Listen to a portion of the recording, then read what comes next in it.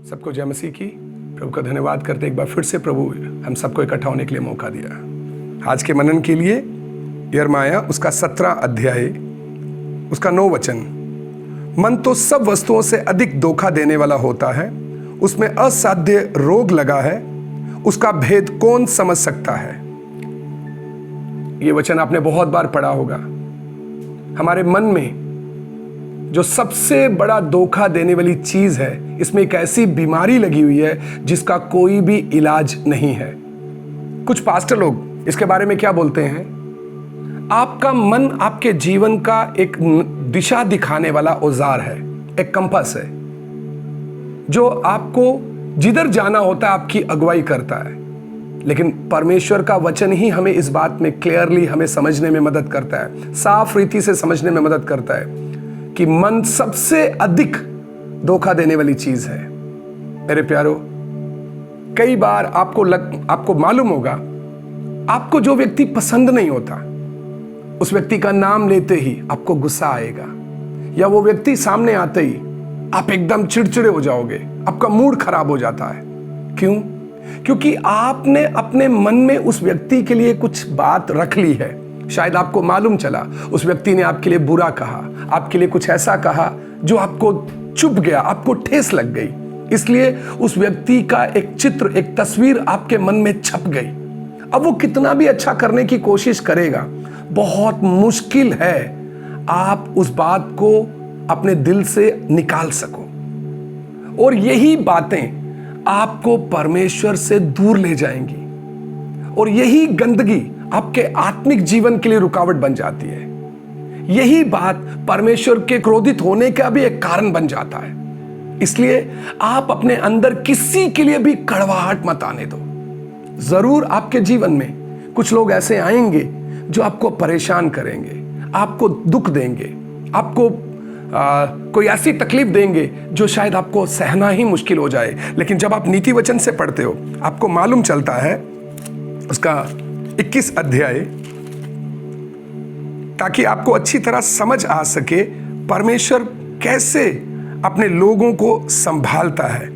दुष्ट जन धर्मी का छुटकारा ठहरता है। उसका मतलब एक धर्मी व्यक्ति के जीवन में अगर कोई टेढ़ा व्यक्ति आया है, वो हमारे लिए एक छुटकारे का जरिया, एक छुटकारे का कारण बन जाता है। जैसे पवित्र आत्मा हमारे छुटकारे की मोहर है, उसी तरह से एक दुष्ट जन, एक टेढ़ा व्यक्ति जब हमारे जीवन में काम करता है, उसके द्वारा हमारी बहुत सी बातों से छुटकारा हो जाता है। हमें बहुत सी बातों से परमेश्वर आजाद कर देता है। लेकिन शैतान क्या करता है? इसी बात में आपके जीवन में गड़बड़ करते हुए आपका ध्यान उस व्यक्ति की ओर ले जाता है, और धीरे धीरे आपके अंदर उस व्यक्ति के लिए एक नफरत, एक गुस्सा आ जाता है। और वो गुस्से के द्वारा, उस नफरत के द्वारा होता क्या है? आपका आत्मिक जीवन ठंडा पड़ जाता है, आपका आत्मिक जीवन शांत हो जाता है। परमेश्वर आपको और आगे ले जाना चाहता है, लेकिन शैतान आपके अंदर की गंदगी के कारण, आपके अंदर के मैल के कारण आपको पीछे खींचता है, आपको रोक देता है। आपको कई बार लगता होगा, मैं इतनी प्रार्थना करती हूं, मैं इतना प्रार्थना करता हूं, फिर मैं आत्मा में क्यों नहीं बढ़ रहा? आपके अंदर की गंदगी के कारण। क्योंकि आप अपने अंदर जब कुछ बातों को लेकर चलते हो, वो आपके अंदर ऐसी बीमारी को उत्पन्न कर देता है जो आपको नरक की ओर ले जाएगी, आपको अनंतकालीन बर्बादी की ओर ले जाएगी। तो परमेश्वर इस गंदगी को हमारे जीवन से कैसे काटता है, आप अच्छी तरह समझना। जैसे मैंने नीति वचन 21 अध्याय उसका 18 वचन आपको बताया, दुष्ट जन धर्मी के जीवन के छुटकारे का कारण। आप उसको मनन करने से आपको मालूम चलेगा। हम आने वाले दिनों में इसका YouTube में पूरा मैसेज भी बनाकर डालेंगे, आप उसको भी पूरा सुनिएगा ताकि आप इसको और भी अच्छी तरह समझने पाओ। क्योंकि मत्ती में आप पढ़ते समय उसका 6 अध्याय 21 वचन पढ़ेंगे तो लिखा है, क्योंकि जहां तेरा धन है वहीं तेरा मन भी लगा रहेगा। आपका मन अगर किसी की बात के लिए लगा हुआ है कि उसने मेरे साथ गलत किया, उसने मेरे साथ बुरा किया, उसने मेरे बच्चों को नुकसान पहुंचाया, या उसने मुझे नुकसान पहुंचाया, आपका मन उधर लगा हुआ है, तो आप परमेश्वर के साथ चल ही नहीं सकते। क्योंकि वचन में लिखा है, कोई भी व्यक्ति 2 स्वामियों की सेवा नहीं कर सकता।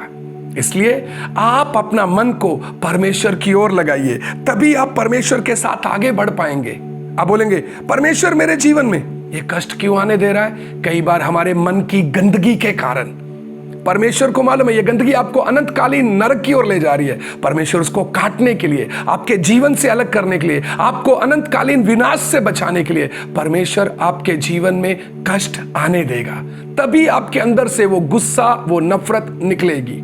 आप यूसुफ के जीवन में देखने से आपको मालूम चलेगा, जिन भाइयों से वो प्यार नहीं करता था, जिन भाइयों से वो नफरत करता था, जब वो मिस्र में गया, जिन भाइयों ने उनको बेचा, मिस्र में वो गवर्नर बनने के बाद, उधर का अधिकारी बनने के बाद, जब परमेश्वर उन भाइयों को उसके सामने लाया, यूसुफ बोलता है तुमने मुझे इधर नहीं पहुंचाया, बल्कि मेरा पहुंचाने वाला परमेश्वर, तुमने जो मेरे साथ बुराई की, मेरे परमेश्वर ने उसी में मेरे लिए भलाई छुपा कर रखी थी।